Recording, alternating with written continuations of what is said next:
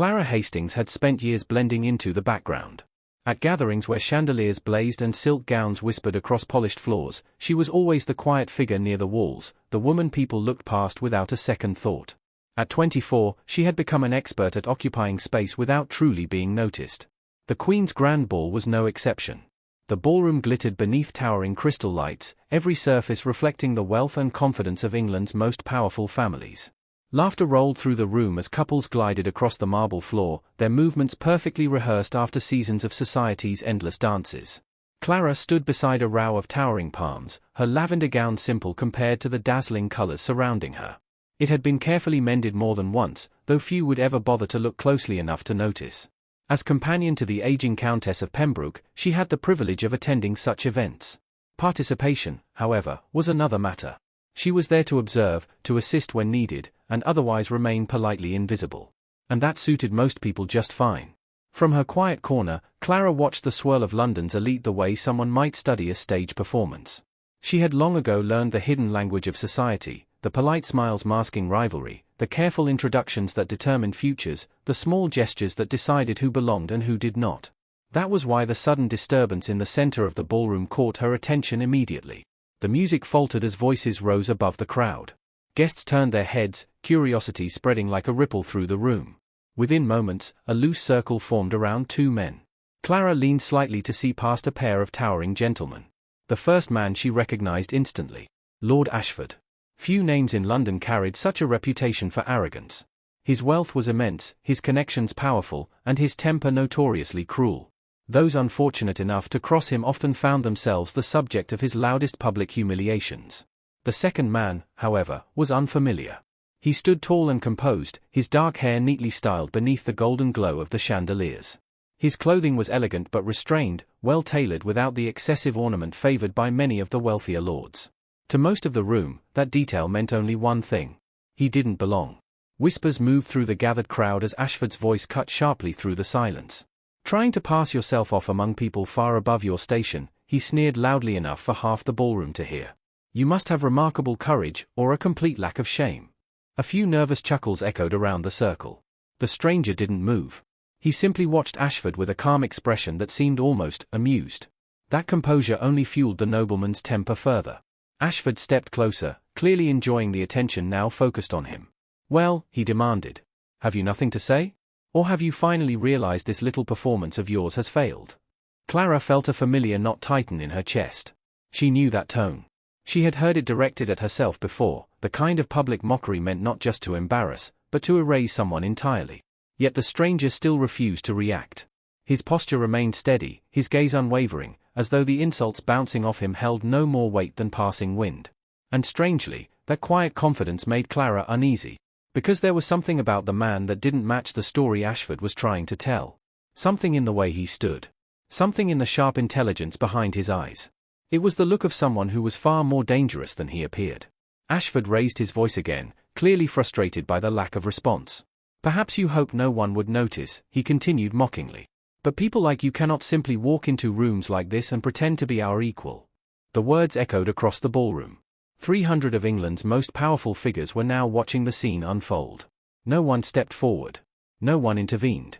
Society had always been very good at watching cruelty, as long as it wasn't directed at them.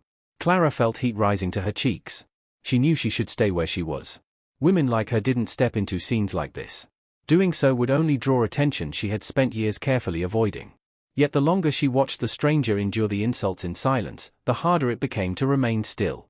Something about the moment felt wrong. Ashford moved closer again, his voice dripping with contempt. Tell me, he said loudly, which merchant father paid for that coat? Or did you borrow it from a proper gentleman? A ripple of laughter passed through the surrounding nobles. Clara's patience snapped. Before she fully realized what she was doing, her feet had already started moving. Across the marble floor. Straight toward the center of the room. Every step carried her deeper into the circle of staring faces. Gasps followed her path as the invisible woman suddenly became the center of attention.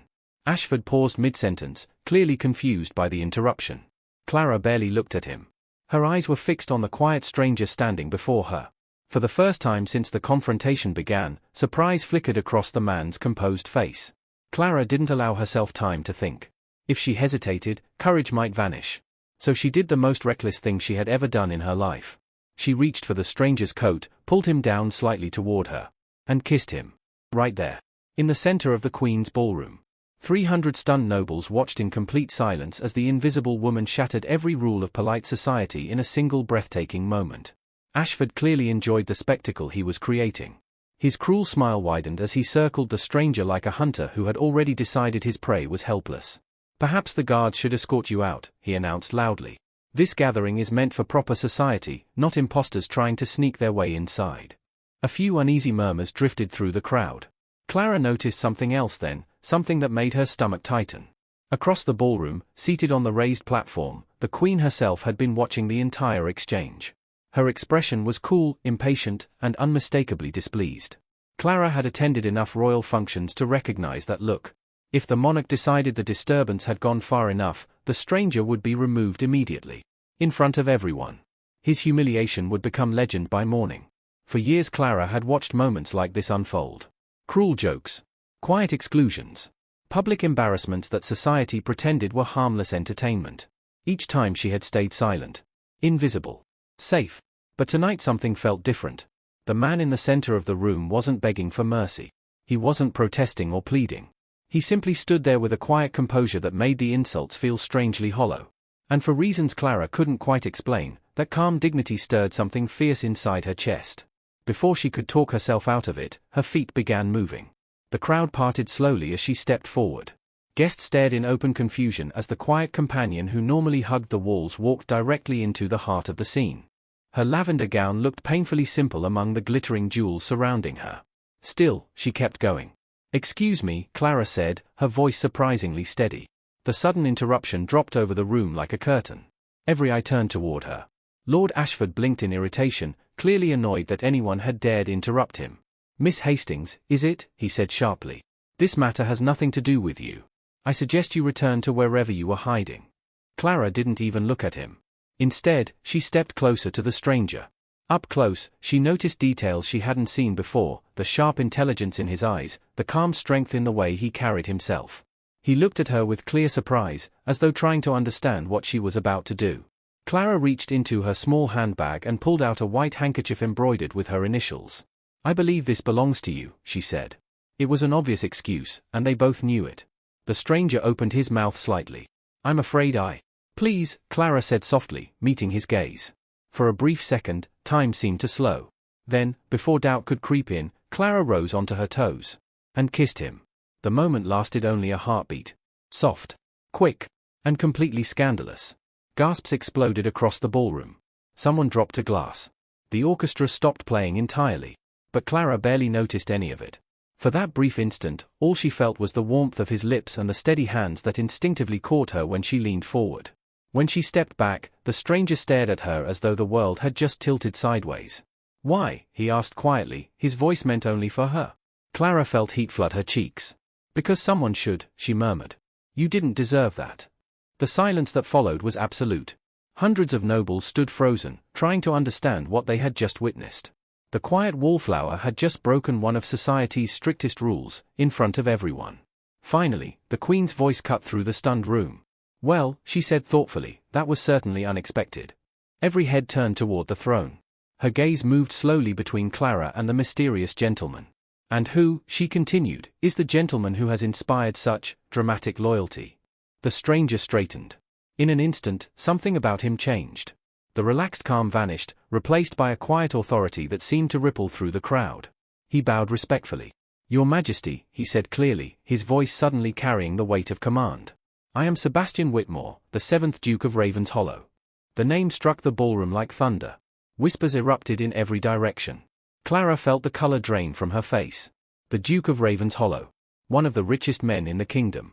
A man whose estate stretched across half the country, whose influence reached deep into Parliament, whose name alone could shift the balance of power in London society. And she had just kissed him. Across the room, Lord Ashford looked as though someone had pulled the ground out from beneath his feet. The Queen raised an eyebrow with clear amusement. "Ravenshollow," she repeated slowly. "How enlightening." Her gaze shifted back to Clara. "And Miss Hastings, you were aware of the Duke's identity when you chose to intervene." Clara's mind raced. She could pretend. She could claim she knew all along. but the truth was written all over her expression. "No, Your Majesty," she admitted softly. "I truly had no idea." A small smile tugged at the Queen's lips. How intriguing. Before Clara could say another word, Sebastian stepped forward slightly, positioning himself just ahead of her. It was a subtle gesture, but unmistakably protective. "Your Majesty," he said calmly, "Miss Hastings acted out of simple kindness. If blame must fall on anyone tonight, it should be me for allowing the misunderstanding to continue." "Oh, I see no blame at all," the Queen replied lightly. "In fact, this evening has become far more entertaining than I expected." Her eyes sparkled with curiosity. "Tell me, Miss Hastings, do you often rescue gentlemen you believe to be beneath your station with such enthusiasm?" Clara wished the marble floor would open beneath her. "Never, Your Majesty," she said quietly. "I don't know what came over me. I simply couldn't watch him be humiliated when he had done nothing wrong." "Nothing wrong," the Queen repeated thoughtfully, "except failing to announce his title when he entered my court." Her eyes moved toward Sebastian with a sharp curiosity. "So tell me, Your Grace, why conceal who you are?" A quiet tension settled over the ballroom. Sebastian paused before answering, his expression calm but deliberate. "I wish to observe something, Your Majesty," he said. "And what exactly were you observing?" "How people behave when they believe rank is absent from the room." His gaze briefly drifted toward Lord Ashford, who suddenly looked far less confident than he had moments earlier. "I discovered," Sebastian continued, "that some are quick to reveal their cruelty when they believe there will be no consequences." A murmur passed through the crowd.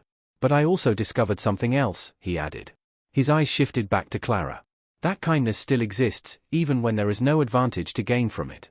The Queen followed his gaze. Clara felt as if every person in the palace had suddenly turned to look at her. The weight of it made her pulse thunder in her ears. "Well," the Queen said after a moment, "this evening has certainly been revealing." Her voice carried the calm authority of someone who knew an entire room was hanging on her next words. "And what, in your opinion, should be done about this rather dramatic moment?" Clara's stomach twisted. Her mind raced through every possible consequence. She had kissed a stranger in front of the entire court. A man she now knew was one of the most powerful nobles in England. Her reputation should have been shattered. Her position in the Countess's household likely finished. The whispers alone would follow her for years. Before she could say anything, Sebastian spoke. "I believe Miss Hastings deserves praise, not criticism." His voice carried easily through the silent ballroom. A few startled murmurs rose at once. "Praise?" Lord Ashford burst out, unable to stay quiet any longer. "She has made a spectacle of herself. Public behavior like that is outrageous." Sebastian turned toward him slowly. His smile was polite, but there was something sharp beneath it. "Is it truly more outrageous," he asked calmly, "than humiliating someone you believe to be powerless?" Ashford's mouth opened, but nothing came out. The crowd shifted uneasily. "Or perhaps," Sebastian continued, "the real scandal is enjoying another person's embarrassment simply because you believe they cannot defend themselves." Ashford's face turned crimson. This time, the room did not laugh with him. Clara could feel the mood changing. People who had been shocked moments earlier were now studying her with a different expression. Curiosity, respect, even admiration. The Queen lifted a hand slightly, restoring order. "I must say," she declared, "this evening has revealed far more about character than most court gatherings ever manage." Her gaze moved between Clara and Sebastian thoughtfully. "Both of you have shown something worth remembering." She paused, letting the moment settle. "I expect we will see more of you at future events." The words were gentle, but everyone understood what they meant. It was a royal endorsement. Clara Hastings, the quiet companion who normally blended into the background, had just been placed firmly in the Queen's notice. As the monarch turned to continue the evening's festivities, the tension slowly dissolved into excited conversations. Music began again. But the whispers never stopped. Clara suddenly realized she was standing alone beside Sebastian. The crowd had subtly shifted away, giving them space while pretending not to watch, which only made the attention feel even heavier. Sebastian looked down at her with a serious expression. "I owe you an apology," he said quietly. Clara blinked. "For what?" "You believed you were protecting someone helpless," he said. "And I allowed you to continue believing it." Clara shook her head. "No. I made my own decision." Her voice still trembled slightly from the adrenaline of the moment. "I simply couldn't watch someone be treated that way." Sebastian studied her face with quiet fascination. "And now you are the one facing the consequences of my little experiment." Clara glanced around the ballroom. Groups of nobles were openly staring. Others whispered behind fans. A small, rueful smile touched her lips. "Perhaps," she said. "Or perhaps something unexpected happened." What do you mean? For the first time in years, Clara replied softly, people are actually noticing that I exist. Sebastian's expression shifted, thoughtful. I don't believe they are noticing you for the wrong reason. What I did was reckless, she admitted. Impulsive. Brave, Sebastian corrected. And rare. Before Clara could respond, a familiar voice appeared beside her. My dear Clara. The Dowager Countess of Pembroke had arrived, her sharp eyes missing absolutely nothing. It may be wise for us to depart before the entire city arrives to witness tonight's excitement. Clara almost laughed with relief. Yes, my lady. She turned back to Sebastian and curtsied politely. Your Grace, it was a pleasure meeting you. Sebastian bowed over her hand with formal elegance. The pleasure was entirely mine, Miss Hastings. The gesture alone sent a fresh wave of whispers through the nearby crowd. I hope we will speak again soon. Clara allowed the Countess to guide her toward the exit.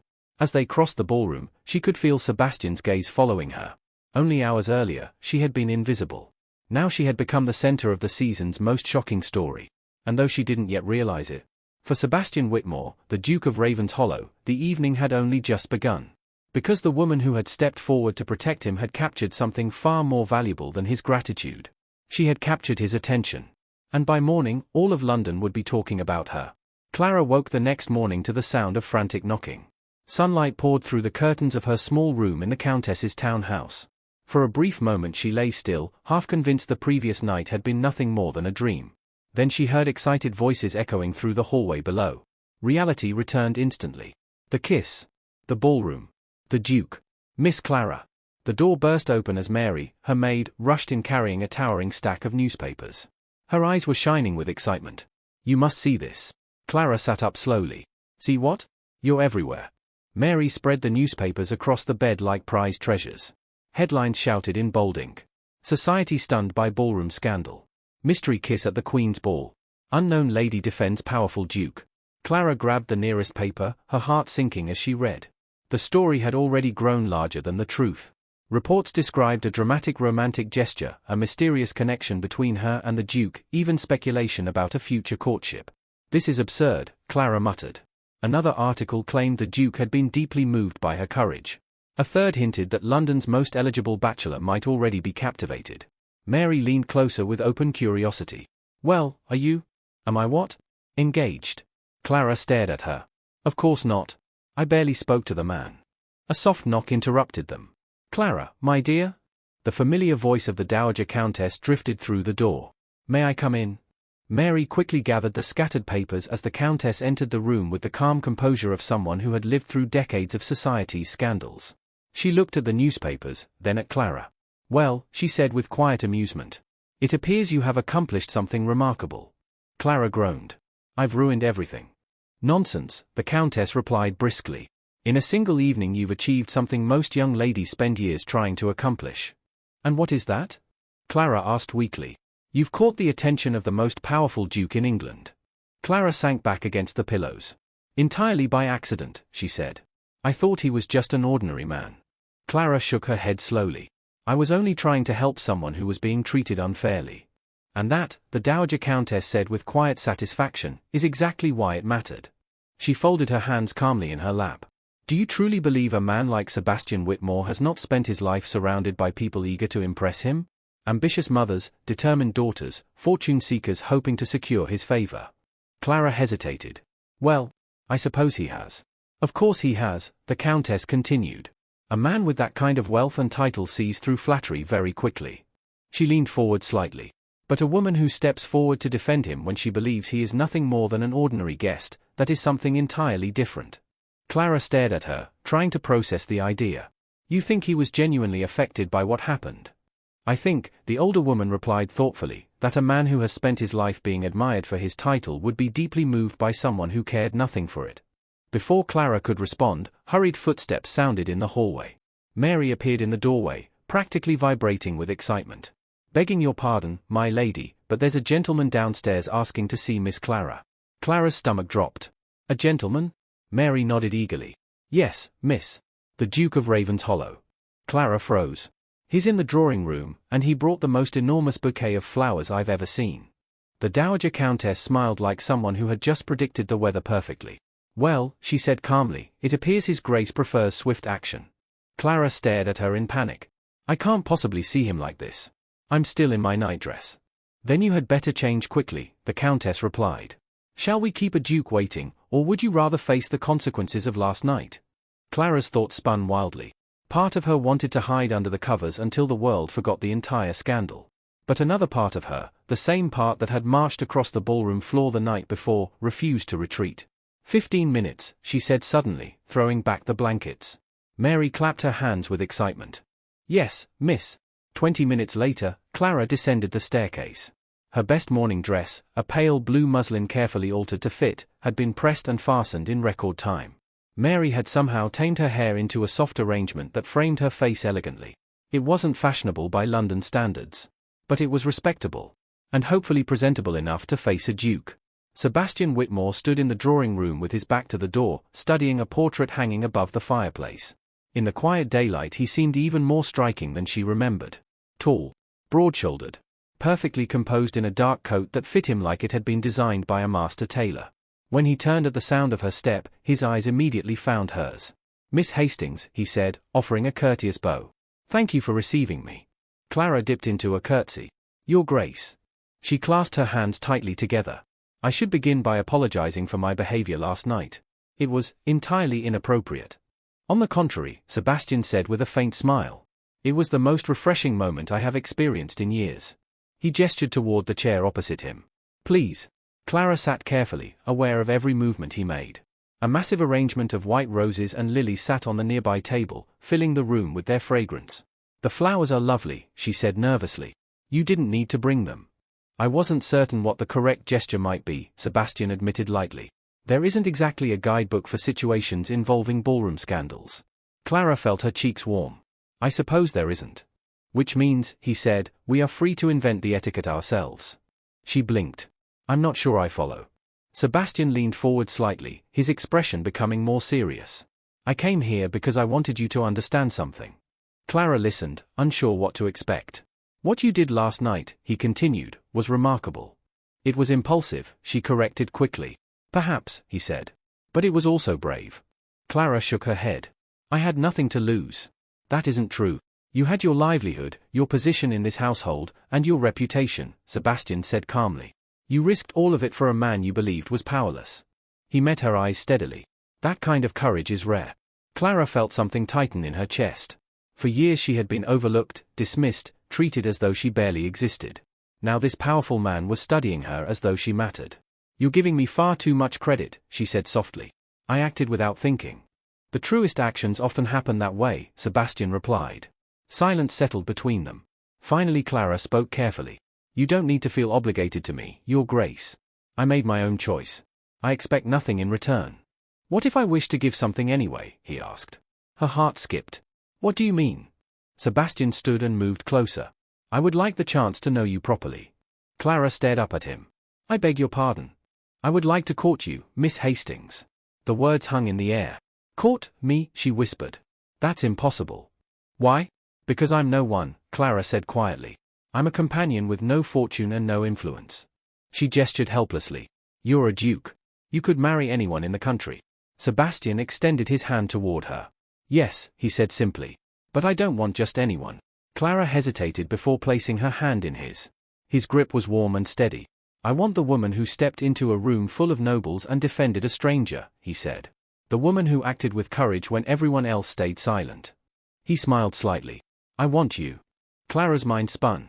I don't even know how to be courted by a duke. Neither do I, Sebastian admitted. But I suppose we'll learn together. Despite herself, Clara laughed softly. The newspapers will be merciless. Let them write whatever they wish, he said, lifting her hand and brushing a respectful kiss across her fingers. His touch sent a quiet shiver up her arm. Perhaps we should give them a story worth telling. Clara met his gaze, realizing that the single impulsive moment in the ballroom had changed everything. The invisible wallflower had suddenly become the most talked about woman in London. And somehow, the most powerful duke in England wanted to see her again. Within a week of Sebastian openly declaring his intention to court her, the entire city had chosen sides.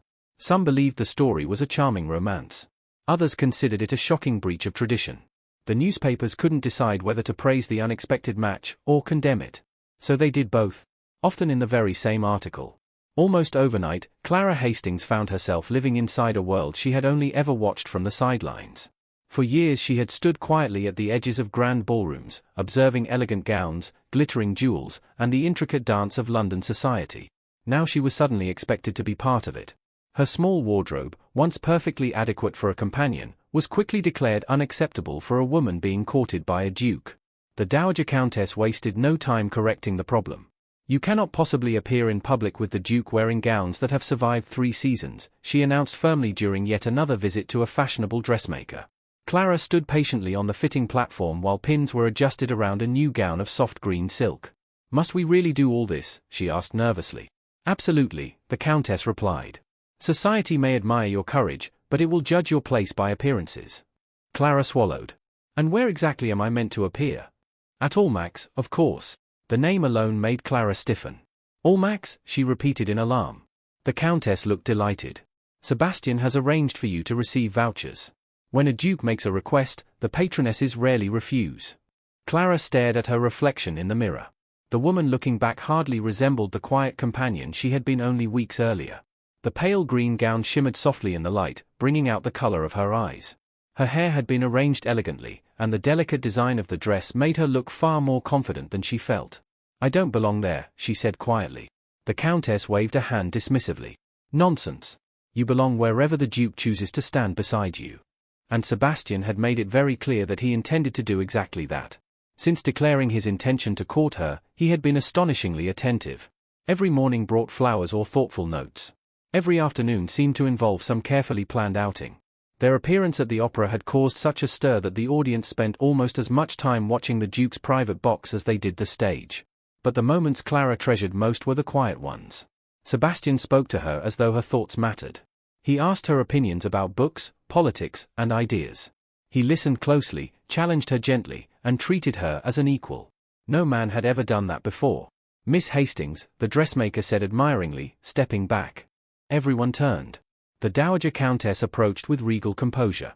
Beside her stood Lady Jersey, one of the most powerful women connected to Almack's. "I offered Miss Hastings a better position," the Countess continued calmly. "And she wisely accepted." Ashford's confidence flickered. "Lady Jersey," he said quickly, bowing. "How pleasant to see you."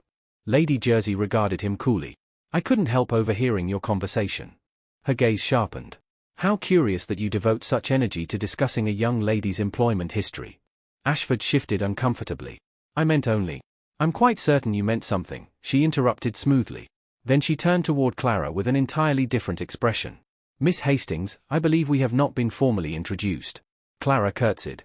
"It is an honor, my lady." "The pleasure is mine," Lady Jersey said warmly. "I always admire young women who act according to their principles, regardless of the consequences." Her words carried clearly enough for nearby guests to hear. Just like that, the direction of the whispers changed. "Perhaps you will save me a dance later this evening," Lady Jersey added kindly. "I would be delighted," Clara replied. Moments later, Lady Jersey swept away, casually guiding Lord Ashford with her in a conversation he could not politely escape. The tension in Clara's shoulders slowly eased. "Well handled," Sebastian murmured. "I had excellent guidance," Clara said, glancing toward the Dowager Countess. Sebastian's expression grew thoughtful. "This will not be the last challenge you face." Clara looked around the room. Some guests were still skeptical. Others watched her with new interest. It would not be easy to earn their acceptance. But for the first time, she believed it might be possible. "I'm ready to try," she said quietly. Sebastian smiled. "Then we will face whatever comes together." Over the following months, Clara's place in society slowly changed. The whispers faded. Curiosity turned into admiration. And Sebastian's devotion never wavered. 3 months after the unforgettable night of the Queen's Ball, Clara stood at the top of the staircase in Ravenshollow House, preparing for the grand midsummer celebration. The estate just outside London glittered with lanterns and music. It was the most anticipated gathering of the season. And tonight, Clara had been asked to serve as hostess. The Dowager Countess studied her approvingly as she descended the steps. "You look magnificent," she said. Clara's gown of deep midnight blue shimmered softly as she moved. "Do you think Sebastian will like it?" she asked nervously. The Countess smiled knowingly. "My dear, a man does not invite a woman to preside over his home unless he has very serious intentions." Clara's heart began to beat faster. Tonight might change everything. Because somewhere within the grand halls of Ravenshollow House, Sebastian Whitmore was preparing to ask the question that would decide the rest of their lives. The carriage rolled through the grand iron gates just as dusk settled over the countryside. Clara watched the torchlights flicker along the sweeping drive, her heart beating a little faster with every turn of the wheels. Tonight wasn't just another elegant gathering. Tonight meant something more. When the carriage stopped, she stepped out and looked up at Raven's Hollow house. The estate rose before her like something out of a painting, tall windows glowing with warm light, music drifting through the open doors, and a line of carriages arriving one after another with society's most influential guests. At the top of the steps stood Sebastian.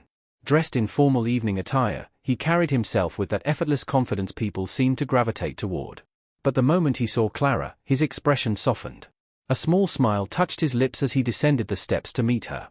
"You've completely stolen the evening already," he said warmly, lifting her gloved hand and brushing a gentle kiss across it. Clara felt her cheeks warm. "I'm just hoping I don't make a mistake hosting an event this grand." "With you here," Sebastian replied, offering his arm, "the evening is already perfect." Together they stepped inside. The ballroom was alive with conversation, laughter, and the clinking of crystal glasses. Politicians debated quietly near the fireplace, diplomats exchanged greetings, and members of the aristocracy filled the room in shimmering gowns and polished coats. For the next hour, Clara moved beside Sebastian, greeting guest after guest. Dukes, duchesses, scholars, and ambassadors, all eager to speak with the woman who had suddenly become one of the most talked-about figures in society. And slowly, something began to shift inside her. For years she had stood on the edges of rooms like this, unnoticed and overlooked. But tonight was different. Tonight people listened when she spoke. They respected her presence. They treated her not as a bystander, but as someone who belonged. During a quiet moment between introductions, Sebastian leaned closer to her. "You're handling this better than most people born into this world," he said with a quiet laugh. "I think you may have been meant for it all along." Clara glanced across the room toward the Dowager Countess, who was deep in conversation with a group of ladies nearby. "I had an excellent example," she replied. "Years of observation turns out to be very useful." Sebastian smiled. "And what inspired you to step into the role so confidently tonight?" Clara paused for a moment before answering. Then she looked at him with quiet sincerity. "Because I want to deserve the trust you placed in me." For a brief second, the noise of the ballroom seemed to fade around them. Sebastian studied her expression, clearly moved by the honesty in her voice. And in that moment, it was obvious to anyone watching that what stood between them was far more powerful than status, reputation, or society's expectations. It was something much simpler, and far more rare. The evening continued to grow more remarkable. Just as Sebastian and Clara paused between greeting guests, the atmosphere in the ballroom subtly shifted. Conversation softened, and heads turned toward the entrance. A very important guest had arrived. Representing the royal household was Prince Albert himself. Sebastian immediately stepped forward with a respectful bow, while Clara offered a graceful curtsy. "Your Highness," Sebastian said warmly, "it's an honor to welcome you." The prince greeted him with an approving nod before turning his attention to Clara. "And this must be Miss Hastings," he said with a friendly smile. "I've heard quite a bit about you." Clara felt a slight flush of nervous excitement. Being noticed by royalty was something she had never imagined. "You're very kind, Your Highness," she replied politely. "The story of your courage at the palace ball has reached the Queen," the prince continued. "She admires individuals who act with sincerity rather than calculation." Clara lowered her gaze for a moment. "I simply did what felt right. And that," the prince replied thoughtfully, "is something society could use more of." After exchanging a few more pleasantries, the prince continued on to greet the rest of the guests. Sebastian leaned closer to Clara with an amused smile. "Well," he whispered, "I believe that officially secures your place in London society." Clara glanced around the magnificent ballroom. "Influential. Months ago, when you stood up for me at the palace ball, you had no idea who I really was. You thought I was just another stranger being mocked in front of everyone." "That didn't matter," she replied softly. "But it mattered to me," he continued. "Because in that moment you showed me something rare. You treated me like a person, not a title." He took her hands carefully. "For years, I wondered if anyone would ever see past the expectations that come with my name. Then you walked across that ballroom and proved it was possible." Clara felt emotion rise in her chest. "You changed my life that night," he said quietly. "And you changed mine," she answered. Sebastian smiled warmly. "Then perhaps you'll understand why I can't wait any longer to ask this." He stepped back slightly and, to her complete surprise, lowered himself onto one knee. From his pocket he produced a small velvet box and opened it. Inside, a brilliant ring sparkled beneath the moonlight. "Clara Hastings," he said with quiet sincerity, "will you marry me?" For a moment she could only stare at him, overwhelmed by the moment. Then a joyful laugh escaped her. "Yes," she said breathlessly. "Of course I will." Sebastian slipped the ring onto her finger before pulling her into a warm embrace. The two of them stood there for a moment, laughing softly at the unbelievable turn their lives had taken. "So," Clara teased after a moment, admiring the ring glittering in the moonlight, "how long have you been planning this?" Sebastian chuckled. "Honestly? Since the night we met." They returned to the ballroom hand in hand. When Sebastian announced their engagement, the room burst into applause. Guests hurried forward to offer congratulations, while others whispered excitedly about the unexpected romance that had captured all of London's attention. Through the celebrations, Sebastian never once let go of Clara's hand. Later that night, as the final guests departed and the music faded, Clara stood quietly beside him in the now peaceful ballroom. Just months earlier, she had attended gatherings like this as an unnoticed observer. Now she stood there as the future Duchess of Ravenshollow. Sebastian wrapped an arm around her shoulders. "Any regrets?" he asked playfully. Clara smiled. "Only one." "And what's that?" "That I didn't meet you sooner." He laughed softly and pulled her closer. Because in the end, one impulsive moment had changed everything. A single act of courage had turned an invisible wallflower into the heroine of a love story that would soon become legendary. And their greatest chapter was only just beginning. 6 months later, that story reached its most extraordinary moment. Westminster Abbey had never looked more magnificent. White roses decorated the towering pillars, thousands of candles illuminated the ancient stone walls, and guests from across the kingdom filled the cathedral.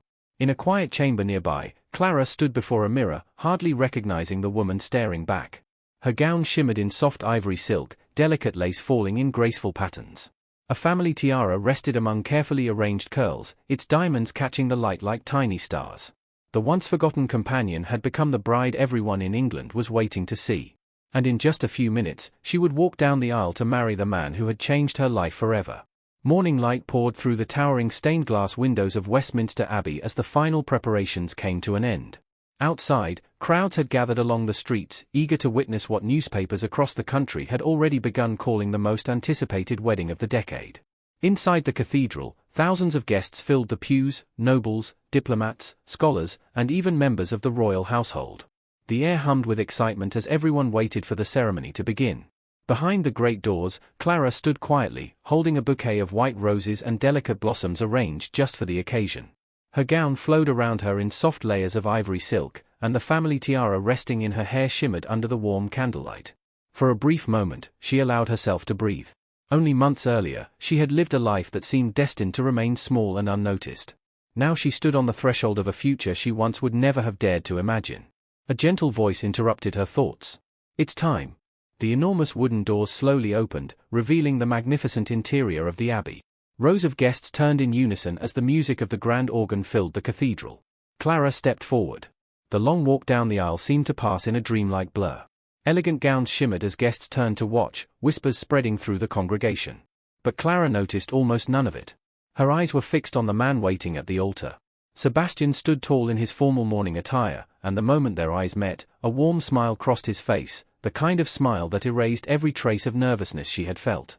When she finally reached him and placed her hand in his, everything else seemed to disappear. The ceremony began.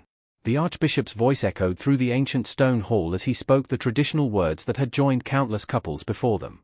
Yet despite the grandeur surrounding them, the most meaningful moment arrived when Sebastian and Clara shared the vows they had written themselves. Sebastian spoke first. He looked at her with quiet sincerity. "Months ago, you stood up for a stranger when you thought no one else would. In doing so, you reminded me what courage looks like. Today, I promise to build a life beside you, not as titles or positions, but as two people who choose each other every single day." Clara listened, emotion shining in her eyes. When it was her turn, she took a steady breath. "You showed me that my voice mattered," she said softly. "You helped me believe that kindness and courage can shape the future. I promise to stand beside you, not because of who you are in the world, but because of the person you are to me." Moments later, the final words of the ceremony were spoken. The Archbishop declared them husband and wife. As Sebastian leaned forward and kissed his bride, applause rolled through the cathedral like thunder. The celebration echoed through the massive hall as friends, family, and guests rose to their feet. The reception that followed transformed Ravenshollow House into a dazzling celebration. Music filled the halls, laughter echoed through the ballroom, and toasts continued late into the evening. At one point, Prince Albert himself stood to speak. He raised his glass and addressed the room. May this marriage remind us that the most meaningful things in life are not measured in titles or wealth, but in character, courage, and the willingness to follow one's heart. Glasses lifted across the room in agreement.